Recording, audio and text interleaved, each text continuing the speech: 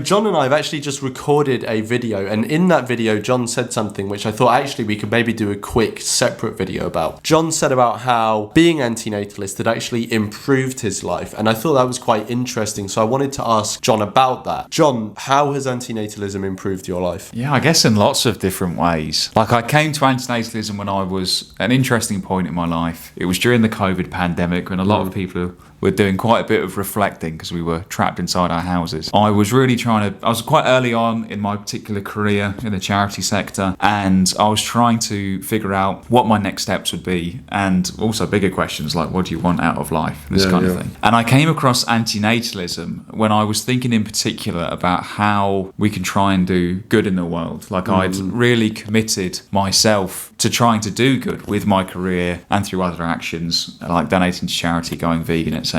Before I came across antinatalism, I'd never really considered that the only way that we're guaranteed to protect beings from harm is by not creating them in the first place. And this happened to coincide with a time of my life where, unfortunately, a member of my family passed away. And it was one of the few times in my life when I've really been encountered with a large degree of suffering. I've lived a very blessed life as well. So I was able to see the philosophy of antinatalism, online and reading about it and watching videos and things like that. But I was also able to relate a lot more to the ideas that we're talking about because I was going through a period of suffering. I think what antinatalism has done has, one, it's provided a solution in many ways to the harms that we see in life. I've also met some pretty amazing and inspiring people. And yes, Lawrence, I would consider you maybe not amazing and inspiring.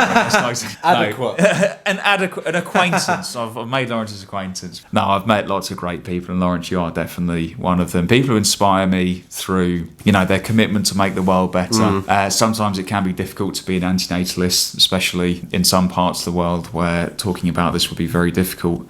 And I'm just constantly inspired by the antinatalists who I meet. It's also taken pressure off me in many ways because I was working in the charity sector, which is understandably low paid. These are not for-profit companies. And a niggling thought I had was that would I be able to provide a kid with a good life? Like, we both live in London. It's an expensive city. Would I be able to provide a kid with a good life, as good as the life that I had on this charity sector salary? And it helped me in terms of thinking that maybe having children is not the best thing to do. It's not an option for me. But yeah, I'd say the main thing, honestly, as well as providing that solution, is just meeting lots of really, truly wonderful people. And I know that antinatalist spaces, particularly online, they can be quite down and depressing places. There can be lots of arguments within the antinatalist community. Lots of memes. Lots of depressing memes, for sure, as is the case in a lot of online spaces and a lot of online communities. And again, the people who are going through a hard time, I hope that they do find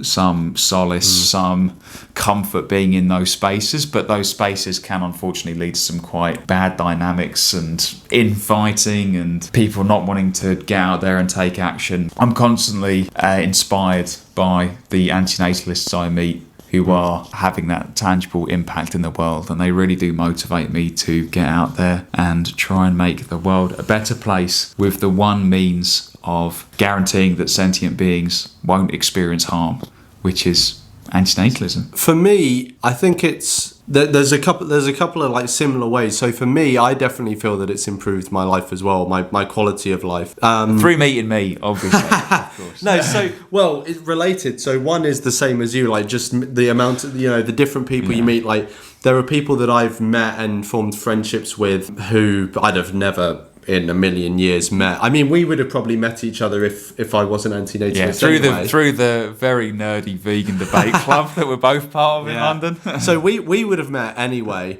but there are a lot of people who I wouldn't have met if I wasn't antinatalist, who I value their presence in my life. But also, I think antinatalism is, and I think I've talked about this in a previous video, but it's provided a context to the imperfection in reality. Yes. And I think before I was antinatalist, I was a natalist. So I actively wanted kids. I had this, plan for how my life was going to go. And since becoming antinatalist, it shook up that, that plan and drastically changed it. But it also made me realise that you know, before I had a plan and I'd be sad if it didn't happen. Yeah. Whereas now I'm like, well, having an antinatalist outlook on life, I'm like, I realise that none of us need to be here. None of us, you know, like there's not a plan to this. Yeah. And so obviously things aren't going to go perfectly. So it's sort of, instead of making me achieve my desires or whatever in a better way, it's reined in my desires. Yes. Like it's reined in my expectations, which some people may say, oh, that's a bit depressing. You've just lowered your expectations. But at the same time, it's like, I think my expectations were a bit sensational. Yes. And that's, you know, maybe that's part of human nature. Maybe it's the culture we grew up in. Maybe it's, you know, the Hollywood films we all watch and stuff. But it's definitely improved my quality of life in that the desires I do have are closer to being met. Yes. Because they've been reined in a bit. And that's something I should have mentioned earlier, which is that I really do find that having a pessimistic worldview can really improve your life and make you appreciate the good things in life. Our default in a lot of cases is to expect life to go well. And then we can be devastated or surprised when life doesn't go well, when we get sick, when things happen to people that we love or whatever it might be. Whereas with a pessimistic outlook, as Lawrence said, I don't think there's a plan, like a divine plan out there or some sort of script that says it has to go well. So I really do treasure the good moments when they happen. And I really make a lot of effort in my life to do good, to make sure that those good moments do happen. Like I don't take them for granted, and I really do cherish the good times because there's no guarantee that they're going to happen. No, 100%. We just wanted to do that quick video because I thought it was interesting that John said that in the video we did before, and I wanted to explore it a bit. Hopefully people find that interesting. Has being antinatalist improved your quality of life? And if it has, like, how has it done that? Like, do you relate to what John and I have been talking about, or is it a completely different way that it has improved your life in some way? Yeah, let us know in the comments, and we will see you both in the next one.